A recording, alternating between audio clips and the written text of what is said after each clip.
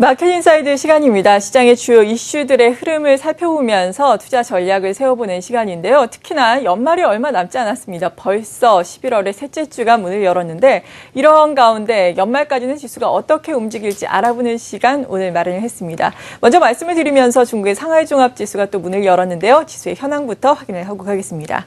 오늘 비교적 큰 폭의 오름세로 문을 열었네요. 0.54% 상승을 하면서 2147.37을 시초가로 출발하고 있습니다. 자, 오늘 이 시간 자세한 내용은 이트레이드 증권의 최광혁 연구원으로부터 들어봅니다. 안녕하세요. 예, 안녕하십니까. 네, 일단 시청자 여러분들이 가장 궁금해하실 게 지금 벌써 지수가 다시금 2000선 위에 올라섰는데 연말까지 어느 정도나 더 갈 수 있을까 여부일 것 같거든요. 어느 정도까지 지수는 전망을 하세요? 일단 결론적으로 말씀드리자면은 특별한 방향성이 없는 장세, 박스권 장세가 계속해서 이어질 것으로 판단하고 있습니다. 네. 그 지수 밴드상으로 말씀드리면 1950에서 2080 정도 수준의 좁은 박스권 장세가 나타날 것으로 판단하고 있고 추세적인 방향성을 가늠해 볼 수 있는 시점은 적어도 2014년 중반 이후에나 나타날 것으로 판단을 하고 있습니다. 최근에 외국인 매도세로 코스피가 단기적인 조정을 보였었지만 1970포인트에서 다시 한번 반등하는 모습을 보였었는데 외국인 매수세가 계속해서 들어오기에는 원달러 환율이 약간은 부담스러운 위치고 또 딱히 뚜렷한 상승 모멘텀도 없는 시점이기 때문에 여기서 상승세가 계속해가지고 추세적으로 나타나긴 조금 힘들 것으로 보고 있습니다. 앨런 효과가 단기적으로 반등의 빌미를 제공해 준 거는 맞지만 유동성에 따른 지수의 상승은 일정 부분은 좀 제한적일 것으로 보고 있고 또 중국 경제 공작 회의가 12월에 예정돼 있는데 역시 뚜렷한 모멘텀으로 작용하기에는 약간은 약할 것으로 보고 있습니다. 가장 소비자들이 기대하는 거는 이제 12월까지 이어지는 미국 연말 소비 시즌인데 연말 소비 시즌에 대한 기대감도 약간은 낮춰야 되지 않나 하는 판단을 하고 있습니다. 네, 전반적으로 보자면은 기대감을 약간 낮추면서 박스권 장세를 예상을 해야 한다라는 주장입니다. 박스권의 이 밴드는 1950에서 2080 정도인데요. 그래도 지금 지수가 2010선이니까 전고점까지라도 올라갈 수 있을지 옐런 효과에 대해서 말씀을 해주셨는데 이 옐런 효과에 대한 기대감이 좀 약간은 계속해서 이어지는 양상이거든요. 이번 주까지는 기대를 해봐도 될까요? 어떨까요? 이번 주까지의 기대보다는 사실 옐런 효과 같은 경우에는 의회 청문회 발언이 시장에 긍정적인 이슈로 작용했던 것인데 이미 시장에서는 QE 축소에 대해서는 3월에 축소를 시작할 것이다 하는 컨센서스가 강하게 형성돼 있었습니다. 따라서 옐런 효과의 긍정적인 효과라고 한다면은 12월에 QE 축소를 하는 게 아니냐 하는 우려감을 단기적으로는 불식시켜 줌으로써 12월에 계속해가지고 QE 축소 문제가 시장을 누르는 거에 대해서는 어느 정도 우려를 완화시켜줬다. 이 정도로 단기적인 이슈로 판단하시는 게 맞을 것 같고 네. 만약에 옐런 효과에 대해 가지고서는 판단을 하고자 한다면은 오히려 옐런이 청문회를 할 때 달러가 강세로 갔었습니다. 달러가 강세로 갔던 이유가 엔화하고 유로화가 약세로 갔던 건데 이거하고 관련돼서 경제 지표가 수요일 날 일본의 통화정책회의하고 유럽의 HSBC PMI 지수가 발표가 됩니다. 네. 이 두 가지 지표를 발표가 되면서 과연 달러가 계속 강세로 갈지 약세로 갈지 그 방향성을 잡으면서 옐런 효과는 끝날 것으로 판단을 하고 있습니다.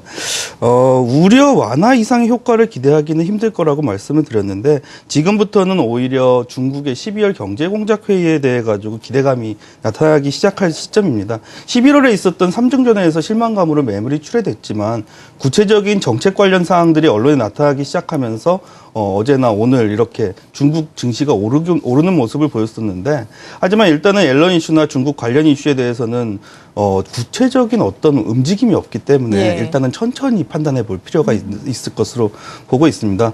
부채 한도 상향 이슈와 예산안 문제가 일단은 해결되고 QE 축소가 예상되는 3월까지 옐런의 한마디로 인한 상승보다는 오히려 시장의 변화에 대한 관찰이 필요하고 또 중국의 변화와 관련해서도 아직 구체적인 정책이 나오진 않고 있고 3월에 전인대를 기점으로 해가지고 중국의 구체적인 정책들이 변화하기 시작할 것이기 때문에 오히려 3월 이후를 기점으로 해서 판단을 해보는 게 좋을 걸로 보고 있습니다. 네, 옐런 효과가 이번 주에도 이어질 것이냐 사실 주간 전망들 증권사에서 또 여러 언론사에서 증권사의 의견을 받아서 내놓고 있잖아요. 연련 효과가 이어질 수 있겠다, 긍정적이다라는 이야기가 많아서 여쭤봤는데 이것은 단기적으로 우리가 생각해 봐야 할 문제다. 이러한 부분은 좀 천천히 생각을 해야 한다라고 말씀해 주셨는데 앞서서 연말 소비 시즌 같은 경우에도 요즘에 참 이야기가 많이 나오고 있잖아요.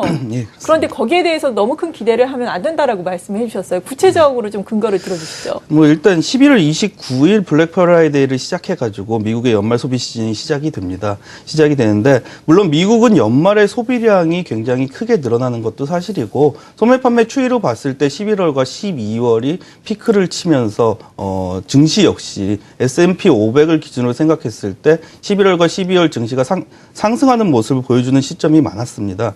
하지만 이번 12월에도 미국의 소비 증가와 지수 상승 기대감이 작용해도 이번 소비 시즌에는 조금은 기대감을 낮출 필요가 있다고 그러는 이유가 네. 첫째적으로 경기적으로 미국이 상승기에서 현재는 정책으로 약간은 넘어가고 있는 시점입니다. 양적 완화 정책을 강하게 폈다가 그 양적 완화 정책에서 다시 재정 정책으로 넘어가는 과도기적인 국면으로 판단하시면 되는데 일단은 자산 효과나 이런 자산 상승 효과가 더 이상 그 소비로 연결되기가 약간은 힘든 네. 시점이다. 이렇게 판단하시면 될 것 같습니다. 두 번째로 연말 소비에 대한 소비자의 반응이 계속 미지근한 모습인데 갤럽이나 전미 소매협회 그 서베이 지표에 따르면은 요번 2013년 특히 2013년에 11월과 12월 소비에 대해 가지고 소비자들의 반응이 별로 좋지가 않습니다. 네. 그걸 보면은 요번 시즌 같은 경우에는 소매 판매가 약간은 2011년이나 12년보다도 낮게 나올 수 있다. 이렇게 판단을 하시면 될 것 같고 세 번째로 미국의 연말 소비 시즌이 코스피에 미치는 영향이 작아지고 있습니다.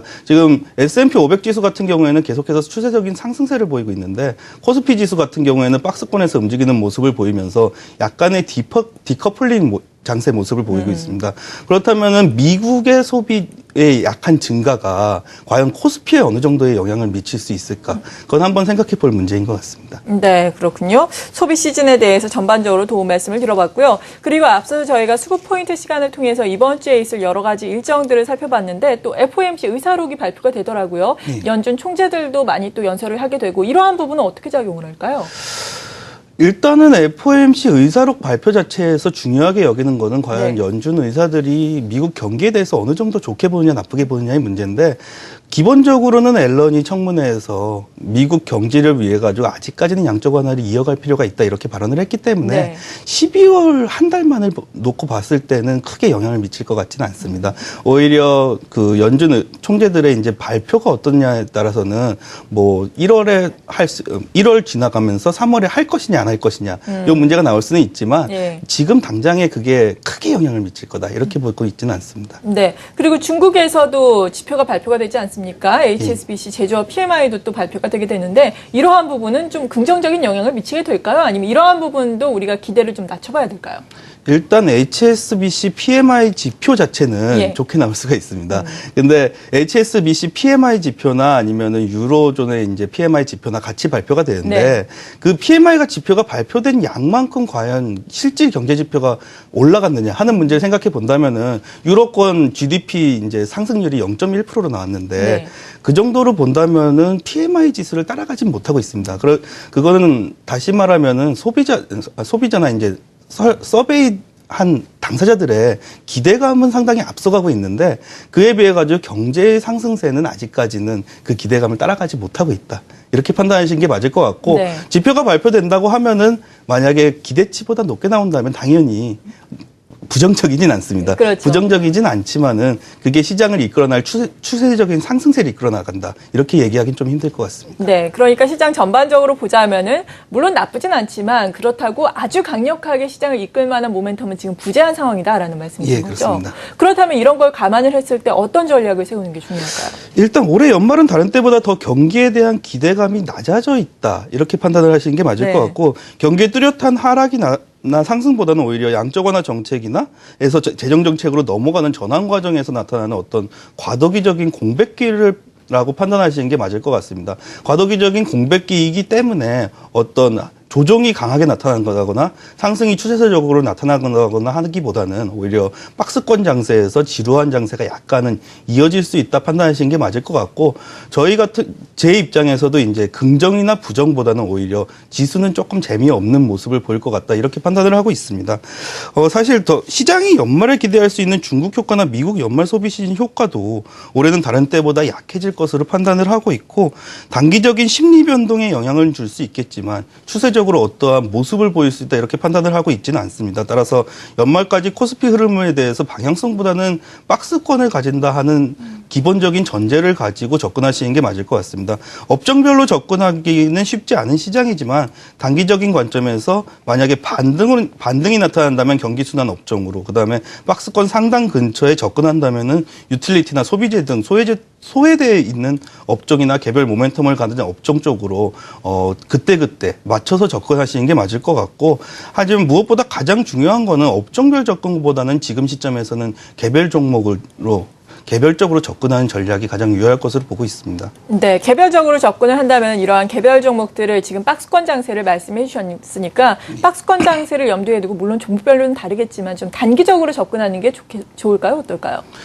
일단 연말까지 시장은 예. 장기적으로 보기는 조금 어려운, 추세가 나타나지 않는 시장이기 때문에 예. 단기적으로 보는 게 맞을 것 같고, 뭐 만약에 내년 3월이나 이렇게 길게 보신다면은 유틸리티 업종 중에서 한국전력이나 아니면은 신재생에너지, 그러니까 국내 정책적으로 계속해가지고 지원을 해줄 것이라는 믿음이 있는 정책 쪽 그런 업종들은 괜찮을 걸로 보고 있습니다. 유틸이나 뭐 현대미포조선 같이, 아니면은 계속해서 추세적인 어떤 실적이 나올 수 있다, 이런 믿음이 있는 종목들은 접근해도 괜찮을 것 같지만, 네. 뭐 일단은 단기적인 접근이 옳을 것 같습니다. 네, 잘 알겠습니다. 시장을 둘러싸고 있는 변수들에 대해서 쭉 말씀을 들어본 이후에 또 투자 전략까지 자세하게 들어봤습니다. 이트레이드 증권의 최광혁 연구원이었습니다. 고맙습니다.